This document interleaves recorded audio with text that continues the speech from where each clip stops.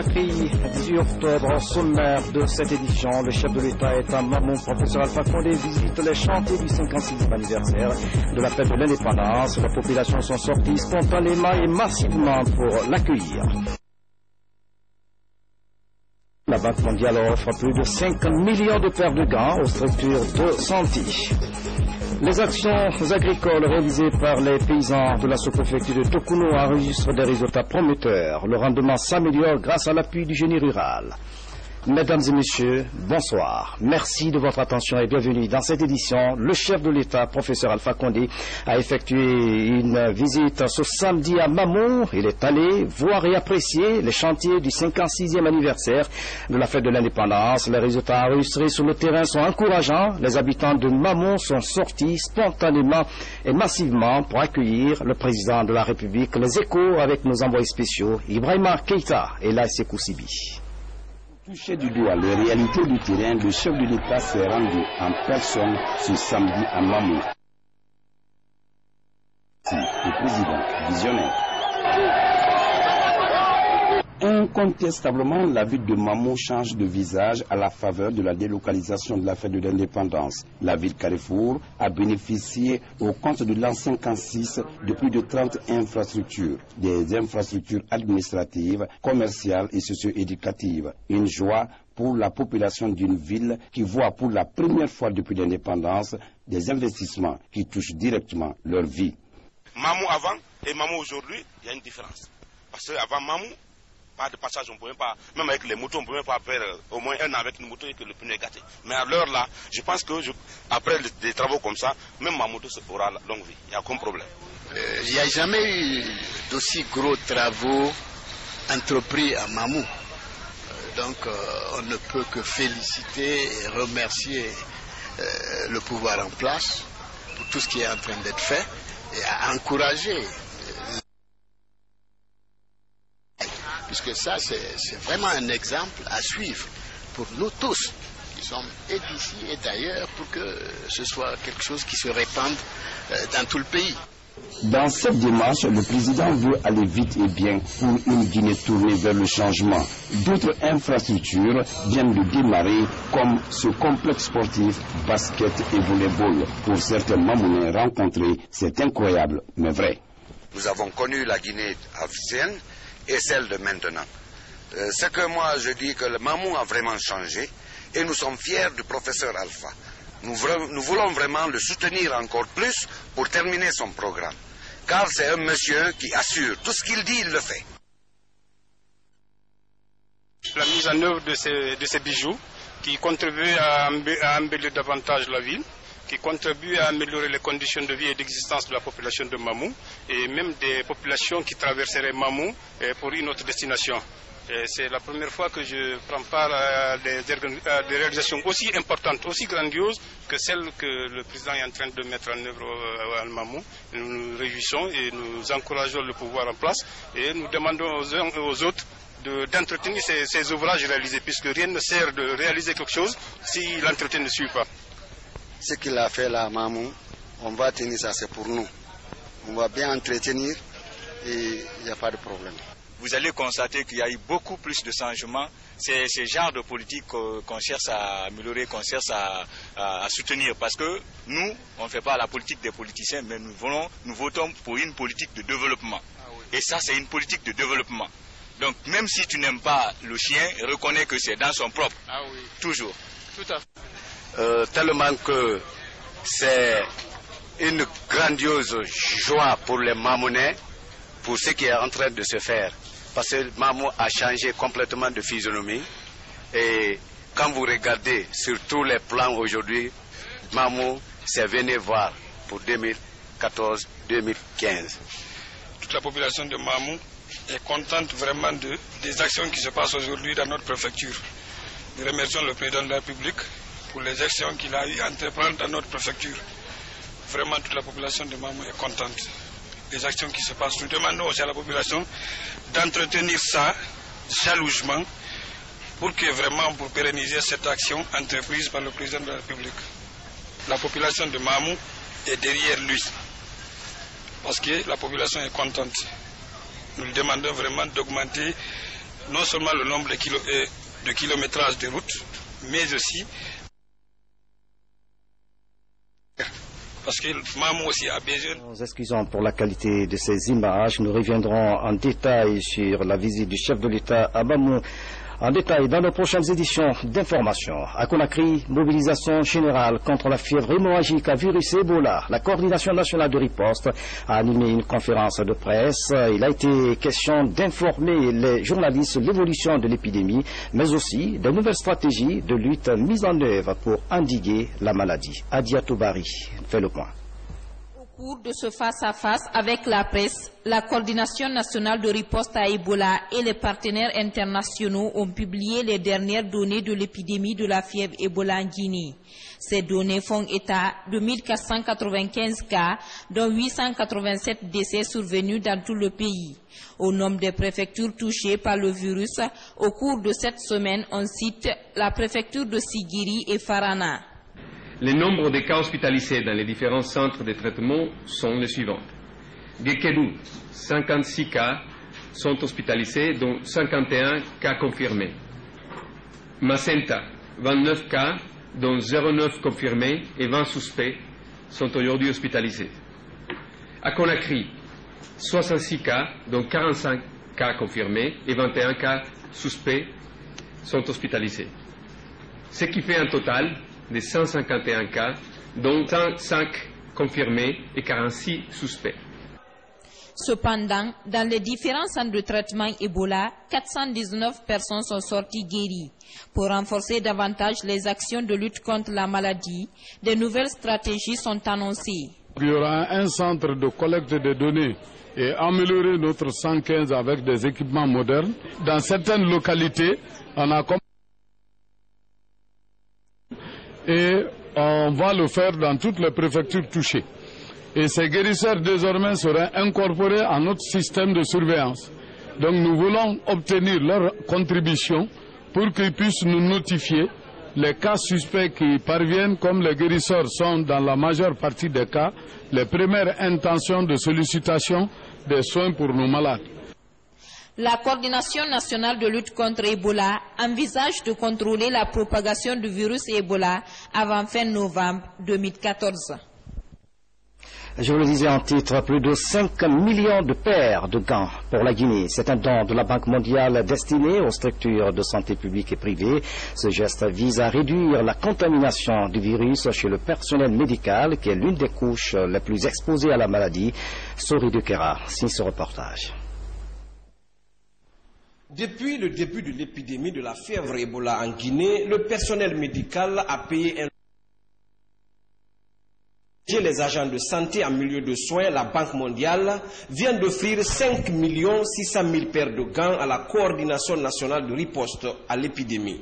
Toutes les structures publiques et privées du pays sont ciblées. Pour la réussite de l'opération, une mission d'inspection dépêchée par la commission logistique suit l'acheminement du matériel. Pour le personnel de santé, pour la protection. Plus jamais un personnel de santé ne doit mourir d'Ebola. Plus jamais un personnel de santé ne doit mourir en sauvant la vie. Les structures de la capitale sont parmi les premiers bénéficiaires du matériel. Ici au centre de santé de Massiré à Dixine, tout comme au centre de santé de Bessiaport dans la commune de Matoto, l'obtention de ce matériel de protection réconforte les agents dans leur noble mais délicate mission. Que vraiment ce matériel de protection sans diminuer, sinon faire disparaître la psychose que le personnel de santé avait en tête. Nous promettons d'en faire un bon usage. Nos remerciements s'adressent au gouvernement du professeur Alpha Condé pour ses efforts louables qu'il consentit vraiment pour bousser hors de la Guinée ce virus maudit, le virus Ebola. Tout comme dans la capitale, la commission logistique est à pied d'œuvre pour acheminer la dotation des structures de l'intérieur du pays. L'ambition est de réduire au maximum le taux de contamination du virus Ebola dans l'ensemble des établissements de soins du pays.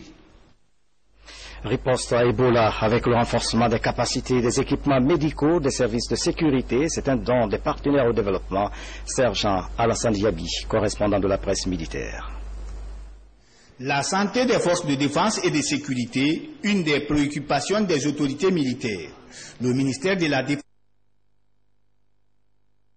sanitaire composé d'une ambulance médicalisée et d'un hôpital militaire de campagne au service de santé des armées. Le service de santé des armées doit déployer une chaîne santé opérationnelle complète en tout lieu et en toutes circonstances. C'est le lieu de remercier particulièrement Son Excellence, Monsieur le Président de la République, le professeur Alpha Condé, qui ne ménage aucun effort pour mettre les forces armées dans de meilleures conditions de vie et de travail. Je voudrais aussi remercier Monsieur le ministre délégué à la Défense nationale, le chef d'état-major général des armées et toute la hiérarchie militaire pour l'appui inestimable consenti pour la réalisation de nos projets. Je suis convaincu qu'avec ces équipements et la détermination de nos professionnels de santé, la victoire sur cette épidémie n'est qu'une question d'heure. Pour terminer mon intervention,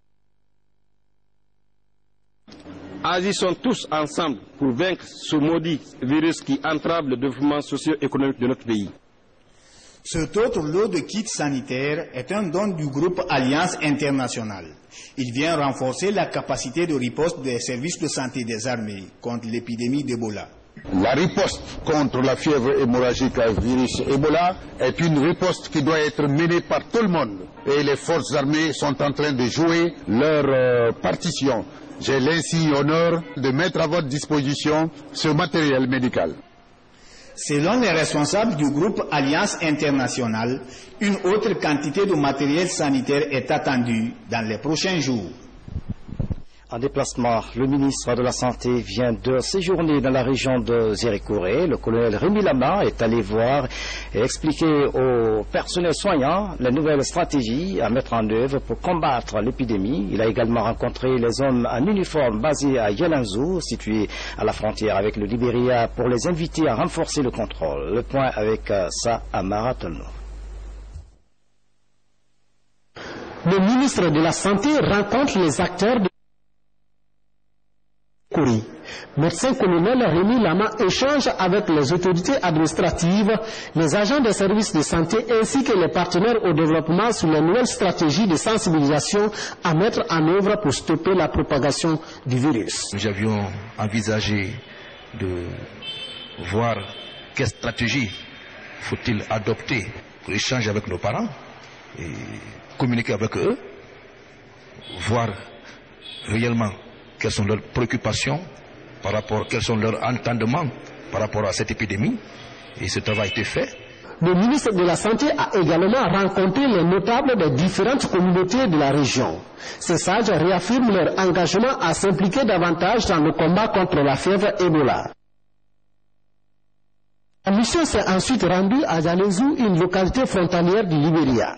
Là également, le ministre de la Santé a exhorté la population au respect des règles d'hygiène. Celle-ci dit toute sa détermination à vaincre Ebola. Les kits sanitaires sont là. Je demande à la population d'utiliser ces kits comme recommandé par les médecins.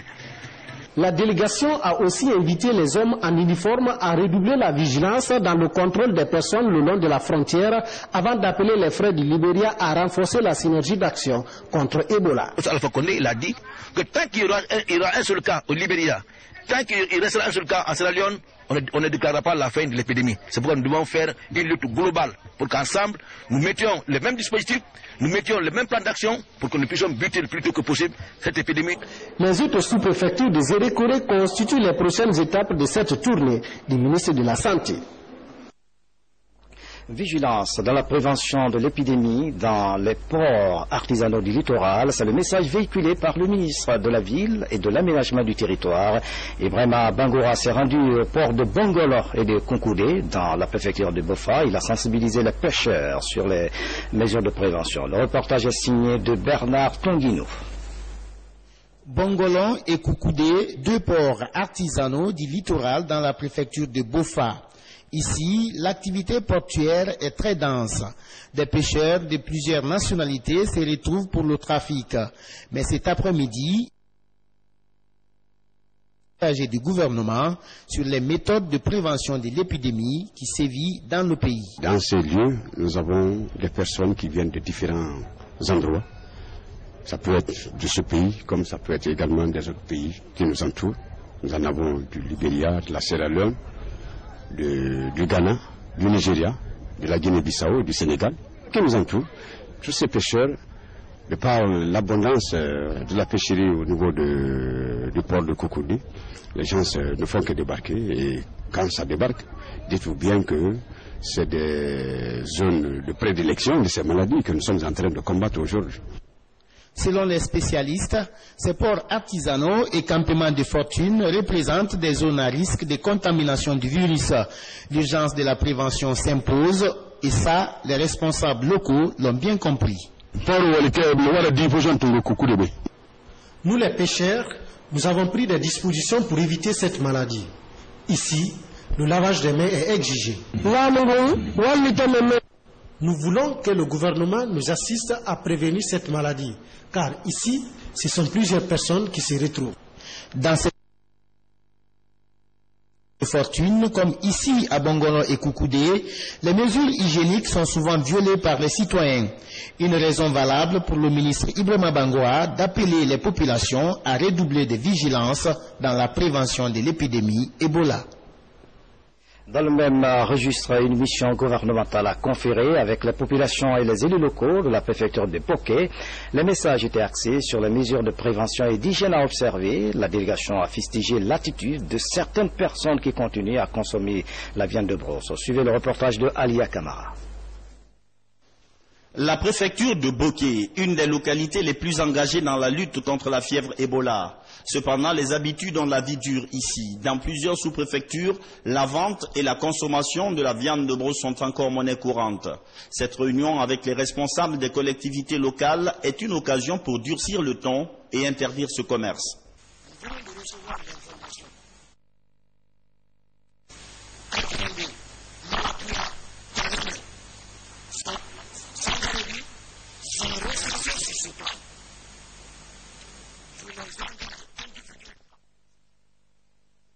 Commencer par la sensibilisation, parce que les endroits sont connus, les consommateurs sont connus, et ceux qui sont les propriétaires de ces gargotes aussi sont identifiés.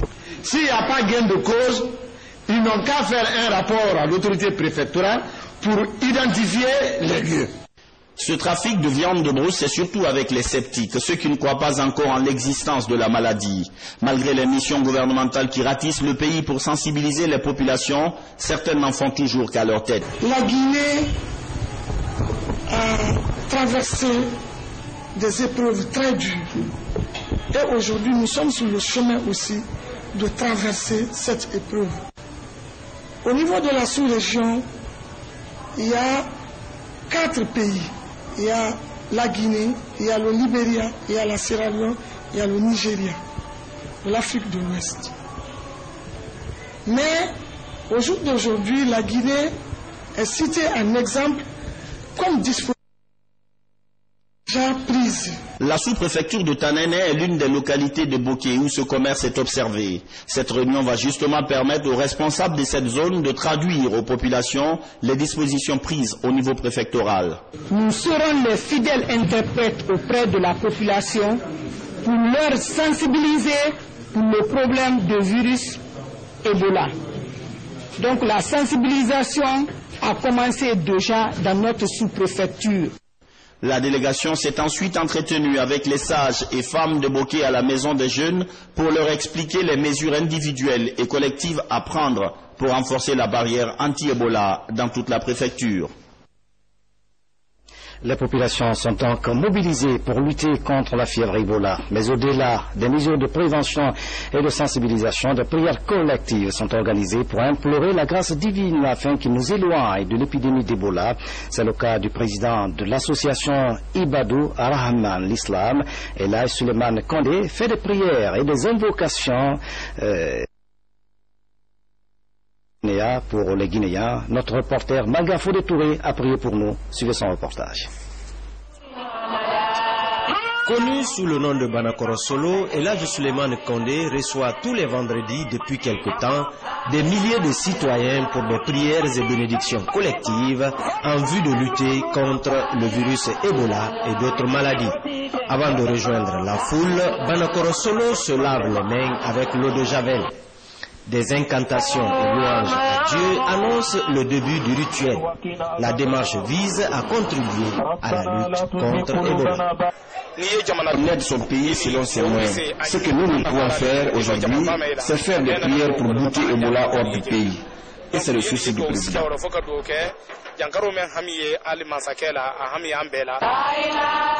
En plus de la prière collective et des incantations, une grande quantité d'eau préparée par l'érudit avec des invocations est distribuée gratuitement à la foule qui vient d'ailleurs avec des bidons et autres récipients pour obtenir quelques pots de cette eau dite bénite.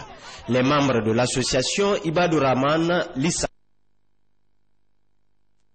Les citoyens apprécient la démarche et se disent prêts à poursuivre ces prières jusqu'à l'éradication totale de la maladie dans le pays. Karamo soigne, il prie pour les gens. Mais l'essentiel ces jours-ci, c'est Ebola. C'est ce qui rassemble ce beau monde dans un esprit de cohésion, d'entente pour chasser Ebola de notre pays. ala ko ka jamana denu hamini ko men nabi ambara surtout la Guinée ka boya haka se lola be hamini ko kele men membeni ibola koma jume yo jume mo wakile mo diama. Nous nous mobilisons tous les vendredis pour des prières et bénédictions pour chasser Ebola de notre pays. Si nous apprenons que cette maladie tue les médecins, on est désorienté et on ne peut que se tourner vers Dieu.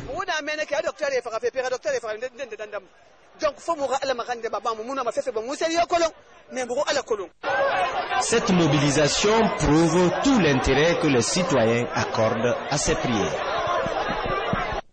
L'autre image de l'actualité nationale, les membres du comité interministériel et les acteurs de la société civile étaient en concertation à Conakry. Objectif, analyser le document gouvernemental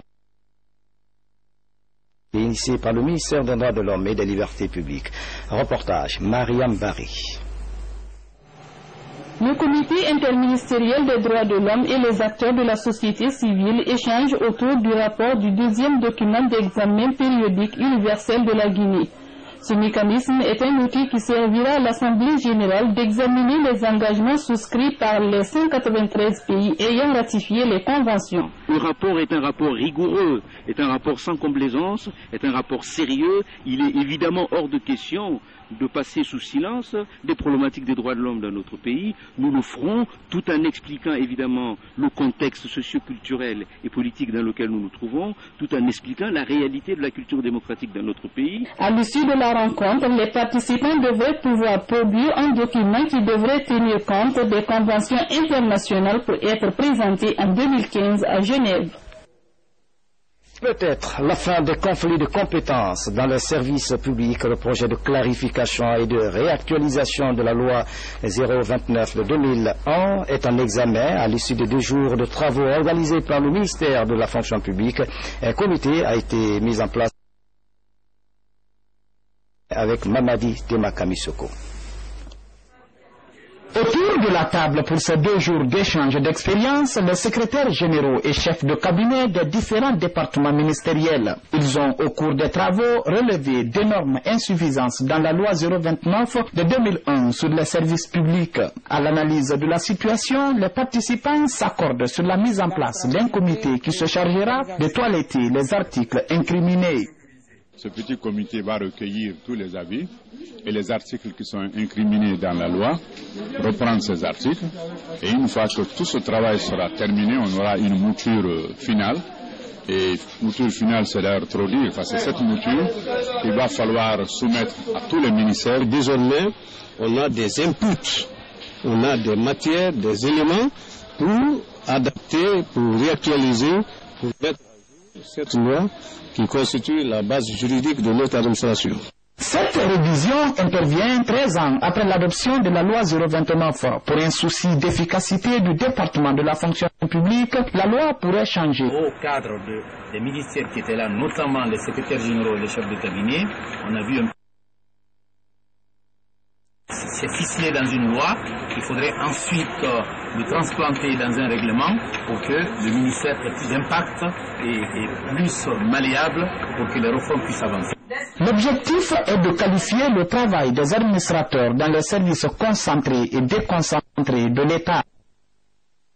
Dans l'actualité encore, l'Université générale Lansana Conté de Sonfonia se dote d'un document de politique de recherche. Elle a été validée par les chercheurs guinéens. Ce document permet de valoriser la recherche scientifique et les résultats de recherche. Mohamed Hassan en reportage. Avec 19 étudiants à la nouvelle école doctorale et 17 en master, l'Université générale Lansana Conté de Sonfonia veut assumer son véritable rôle de pilier de développement de la Guinée. La validation de ce document de recherche s'inscrit dans cette dynamique. On a commencé par dire quel devrait être le cadre de travail indispensable, les ressources humaines indispensables et les ressources informationnelles indispensables. Et après on a parlé, on a pensé au financement, parce qu'on ne peut pas faire de la recherche le même niveau. C'est un document élaboré par une équipe de 4 chercheurs guinéens. Il se compose de 24 pages reparties en 4 grands chapitres. La vision de la recherche à l'université de Sonfonia, les conditions à remplir, la structure de la recherche déclinée en cadre de recherche, source de financement des chercheurs, la valorisation des résultats de la recherche et enfin le plan d'action à envisager pour réaliser la politique de recherche. Il nous faut obligatoirement une maison de la recherche. Et dans cette maison de la recherche, qui va être compartimentée, il y aura beaucoup de salles, des directions de laboratoires vont être créées, dans ce cas des laboratoires vont être créés. À l'intérieur de ces laboratoires, il y aura des équipes de recherche. Ces recherches pourraient être bénéfiques pour l'école guinéenne et pour le développement du pays. On ne fait pas de la recherche pour le simple plaisir de le faire, on le fait pour aboutir à des résultats. Et ces résultats peuvent être validés dans le cadre de l'enseignement, ces résultats peuvent interférer également dans le cadre du développement du pays. Avec la validation du document de politique de recherche, l'Université générale Lansana Conté de Sonfonia se lance le défi du développement du pays, comme le dit le dicton en la matière, publié ou périr. Des millions de personnes souffrent de malnutrition dans le monde. En Guinée, la journée mondiale de l'alimentation a été célébrée dans un contexte particulier avec l'apparition du virus Ebola, mais l'occasion a été mise à profit pour offrir des intrants agricoles à la préfecture de Télémélé, qui est un exemple pour la riposte contre Ebola. Tierno Younoussaba, reportage. Nourrir le monde, préserver la planète, c'est le thème choisi cette année pour la célébration de la Journée mondiale de l'alimentation. Cette commémoration hémorragique à virus Ebola. Consciente de cet enjeu, l'Organisation des Nations Unies a proclamé 2014 année internationale de l'agriculture familiale. L'agriculture familiale en Guinée est affectée parce qu'il y a cette épidémie Ebola qui, comme vous le savez, a affecté plus de ruraux que de citadins. Alors, si les ruraux sont affectés, ça veut dire que la production agricole est affectée. Malgré les problèmes rencontrés cette année dans notre pays pour la lutte contre la faim, le gouvernement guinéen, avec l'appui de la FAO, compte accroître la visibilité de l'agriculture familiale et des petits exploitants. Nous recevons vraiment ces dons de la part de la FAO. C'est avec une très grande joie. Et nous promettons très fermement que ces dons seront utilisés à bon escient. De toute façon, ces familles ont besoin de vendre leur production agricole pour vivre. Donc on pourra difficilement interdire tout échange, n'est-ce pas, que ce soit transfrontalier ou transrégionaux. Ce qu'il faudrait, c'est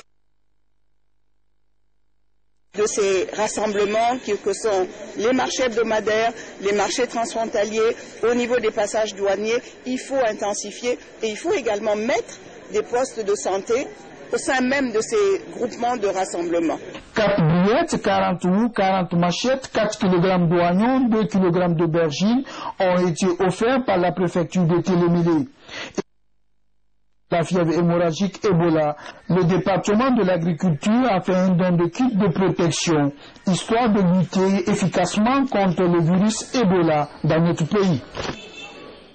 Direction région de la savane guinéenne, après l'aménagement des bas-fonds de Tokuno par le génie rural, une mission du bureau technique s'est rendue sur le terrain pour évaluer les champs de culture réalisés par les paysans de la localité. Le constat est réduisant. Fodi Bangali Fofana est notre reporter basé dans la région de Kankan. Nous sommes dans le district de Kouanafadi où cette mission de suivi-contrôle du bureau technique de génie rural BTGR de Kankan est reçue par les paysans. 10 km de Tokunou, chef-lieu de la sous-préfecture. Dans le cadre des aménagements de 2014, ce village a bénéficié d'un appui de la Direction nationale du génie rural à travers son bureau technique de Kankan.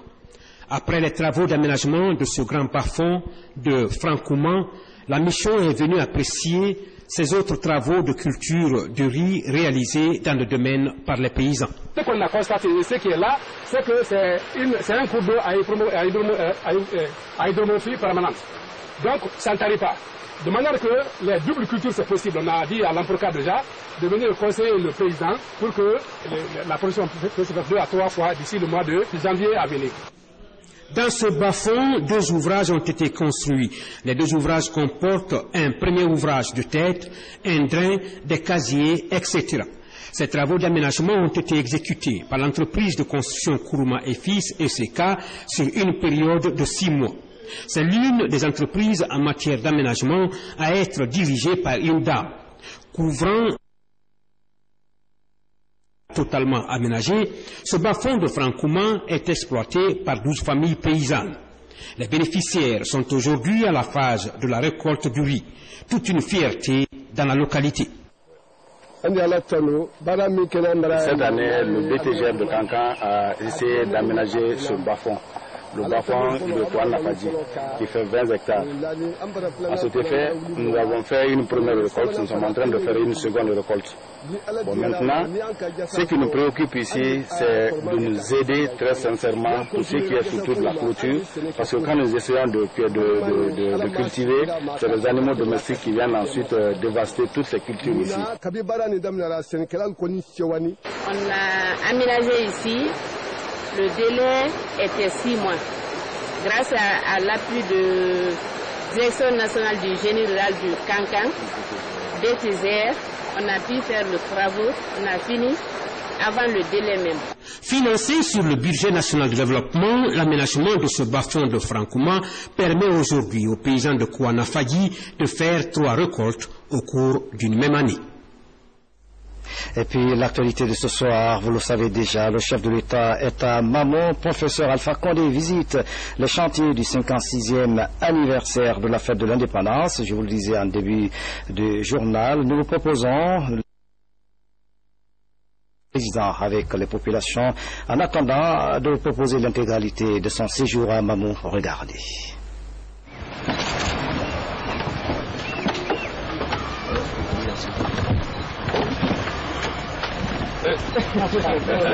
J'appelle le gouverneur. Alors, il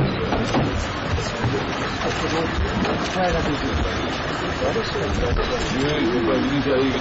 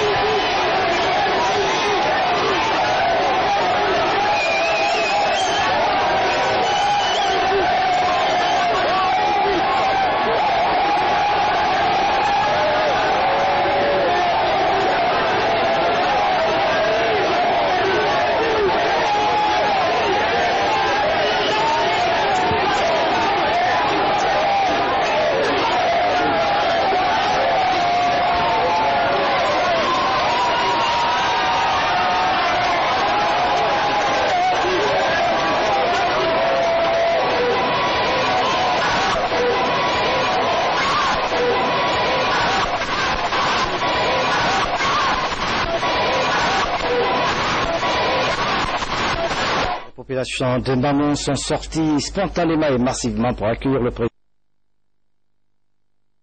De ces images, nous reviendrons en détail dans nos prochaines éditions d'information. Dans le quartier Coloma 1, Châteaurail, un accident a été évité de justesse. Vous allez donc voir en image. C'est un camion remorque qui s'est éteint au beau milieu des rails ce samedi. Le pire a pu être évité grâce à la vigilance d'un vigile qui a vite signalé au conducteur du train. Ce dernier a réussi à immobiliser la locomotive. Nous reviendrons sur cet élément dans les prochaines éditions d'information. C'est la fin de cette édition à tous. Merci de nous avoir suivis. Excellente soirée. Où que vous soyez dans le monde. À demain.